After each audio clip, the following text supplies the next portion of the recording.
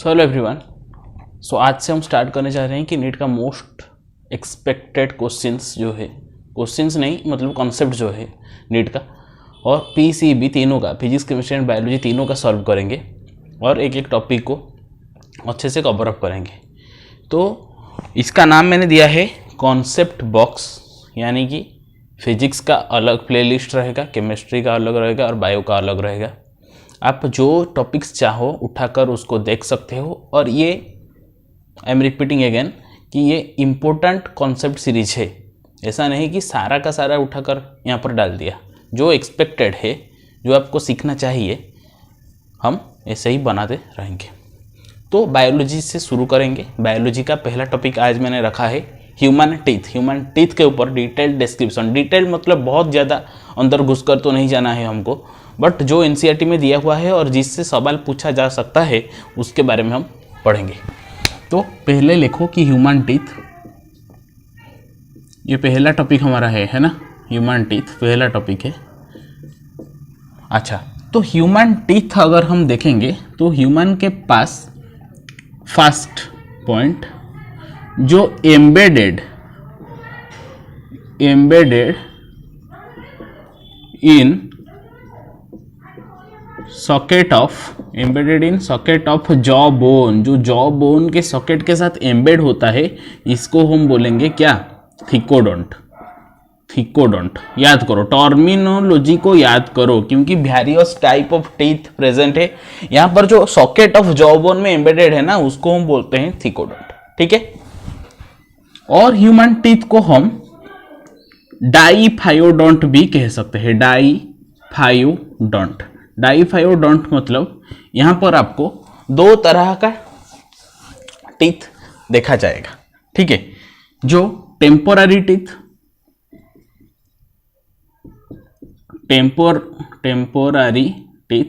या फिर जिसको आप मिल्क टीथ भी बोल सकते हो, या फिर इसको आप डेसिडुअस टीथ भी बोल सकते हो। ओके। और एक उसको बोलोगे आप परमानेंट टीथ। तो एक्चुअली होता क्या है कि टेम्पररी टीथ टूट जाता है। ठीक है, जैसे आप बेबी के पास में देखते हो कि पहले जो मिल्क टीथ उठता है वो दोबारा गिर जाता है। ये तो ऐसे कितना टीथ होते हैं? तो इसे 20 टीथ हमारा गिरकर दोबारा उठते हैं। ठीक है, और 12 टीथ जो परफेक्टली न्यू होते हैं। तो यानी परमानेंट टीथ भी आप बोल सकते हो कि 32 टीथ हमारे पास है। और मैं डेंटल फॉर्मूला यहां पर लिख लेता हूं, डेंटल फॉर्मूला। ओके, ये एडल्ट के बेसिस पर मैं लिख रहा हूं कि 2 1 2 3 2 1 2 3। ठीक है, ह्यूमन के पास 32 टीथ है। अच्छा, 32 पर इस पार्ट पर यहां से यहां तक 16 दांत थे ऊपर और नीचे को मिलाकर, और इससे यहां पर भी 16 दांत थे ऊपर और नीचे को मिलाकर। ठीक है, यानी इसको हम जनरली ऐसे रिप्रेजेंट करते हैं, इंटू 2 से अगर मल्टीप्लाई करेंगे तो हमारा फॉर्मूला आ जाएगा। बट लिखते हैं, रिप्रेजेंट करते हैं इसे, क्योंकि 2 मल्टीप्लाई जो है ये ऑटोमेटिकली हमको समझ में आ जाता है जनरली। तो हम लिखते हैं ऐसे 2 1 2 3 अपन 2 1 2 3 ऐसे लिखते हैं।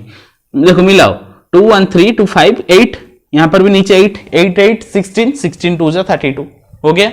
मतलब ये ऊपर पार्ट और नीचे पार्ट, मतलब एक ही साइड का ऊपर और नीचे के बारे में यहां पर बता रहा है। ठीक है। अच्छा,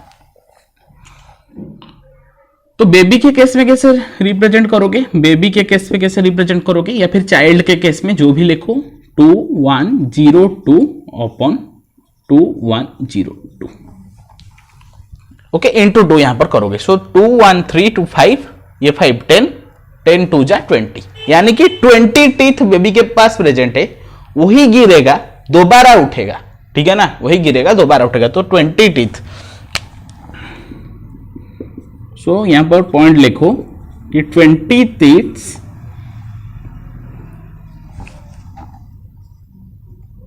comes twice in our life and 12 teeth come once in our life. मतलब ये 12 दांत अगर झड़ गया ना एक भी, वो दोबारा नहीं उठेगा। ठीक है ना, इंटरेस्टिंग बात समझ रहे हो ना। ये 20 टीथ अगर एक बार गिरा तो वो उठेगा, अगर दूसरी बार भी गिर गया तो नहीं उठेगा, है ना। बट ये 12 टीथ अगर एक बार भी गिर गया ना तो नहीं उठेगा। ठीक है, अच्छा। तो आप यहां पर embedded in socket of jawbone thecodont diphyodont के बारे में मैंने बता दिया। ठीक है, अच्छा। और फिर तीसरा आता है कि हेटेरोडोंट डेंटिसन। हेटेरोडोंट डेंटिसन मतलब हेटेरोडोंट अरेंजमेंट। ये क्या बता दिया, थिकोडोंट एक होता है जो सॉकेट ऑफ जॉबोन, हमारा दांत सॉकेट ऑफ जॉबोन से ही अटैच है ना। जितना पार्ट दांत का आपको दिख रहा है ना, उससे ज्यादा पार्ट नीचे अटैच है जॉबोन के साथ। ठीक है ना, ये एक इंपॉर्टेंट बात है। और डाइफायोडोंट मैंने बता दिया कि टेम्पररी टीथ या फिर डेसिडुअस टीथ या फिर मिल्क टीथ, और एक होता है परमानेंट टीथ। यहां पर हेटेरोडोंट डेंटिसन। हेटेरोडोंट पर 4 टाइप्स का दांत होते हैं। हेटेरो मतलब डिफरेंट टाइप्स, होमो मतलब सेम, हेटेरो मतलब डिफरेंट। जो 4 टाइप्स है, यहां पर पहला होता है, हमको उसको बोलते हैं इंसिजर, दूसरे को बोलते हैं कैनाइन, तीसरे को बोलते हैं प्रीमोलार एंड चौथे को बोलते हैं हम मोलार। तो इसको हम आई से रिप्रेजेंट करेंगे, इसको सी से, इसको पी एम, इसको M. Incisor, canine, premolar, molar. That means इसी तरह का अरेंजमेंट रहेगा, I C P M and M. तो आपको समझ में आ गया होगा कि हमारे पास कितने इंसिजर प्रेजेंट है। अरेंजमेंट कर लो ना एडल्ट के केस में। क्या पढ़े थे फॉर्मूला, 2 1 2 3 अपॉन 2 1 2 3 इंटू 2। सो इंसिजर के केस में 2 2 4 4 2 जा 8। दैट मीन्स मैं यहां पर लिख रहा हूं कि इंसिजर हमारे पास 8 प्रेजेंट है। ठीक है, वैसे कैनाइन कितने प्रेजेंट है, देखो 1 और 1 2 इंटू 2 4। 2 से मल्टीप्लाई करके लिखना है क्योंकि यहां पर 2 यहां पर मल्टीप्लाई हुआ है। प्रीमोलर, प्रीमोलर कितना है देखो, 2 2 जा 2 2 4 4 और 2 जा 8। ठीक है, और मोलर 3 3 6 6 2 जा 12। तो अब इसको ऐड करो, 12 और 8 20, 28 4 32। तो इतना प्रेजेंट होता है। ठीक है, और एक क्वेश्चन पूछा जाता है कि ह्यूमन बेबी के पास किस किस दांत एब्सेंट है। ह्यूमन बेबी या फिर चाइल्ड के पास कौन सा दांत एब्सेंट है, एब्सेंट कौन सा है। तो पहला आंसर होगा प्रीमोलर, याद करो इसको, यही प्रेजेंट होगा, मतलब यही क्वेश्चन आएगा, प्रीमोलर एंड थर्ड मोलर। देखो प्रीमोलर कैसे एब्सेंट, क्योंकि प्रीमोलर के घर पर 0 प्रेजेंट है, तो प्रीमोलर एब्सेंट हो गया। Incisor, canine, premolar, molar. यहां पर प्रीमोलर के केस पर 0 मतलब घर 0 है, तो प्रीमोलर तो कंप्लीटली एब्सेंट है। ठीक है, यहां पर मोलर के केस में देखो first molar, second molar, third molar.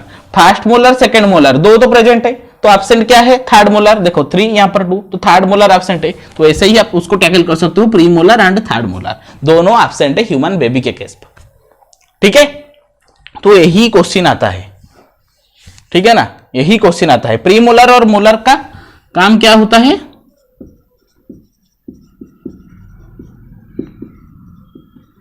ये ग्राइंडिंग में आपको हेल्प करेंगे।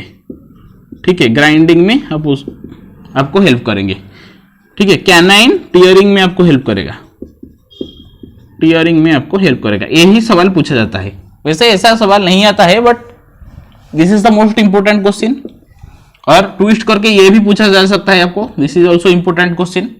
एंड बेबी का फॉर्मूला पूछ सकता है, ह्यूमन डेंटल फॉर्मूला पूछ सकता है। सॉकेट ऑफ जॉ बोन में जो प्रेजेंट है उसको थिकोडोंट, 2 तरह का होता है जो 2 टाइप्स ऑफ टीथ, उसको हम टर्मिनोलॉजी देते हैं कि डाइफायोडोंट या फिर हेटेरोडोंट पर 4 टाइप का आता है, इंसिजर, कैनाइन, प्रीमोलर, मोलर। ठीक है, अच्छा।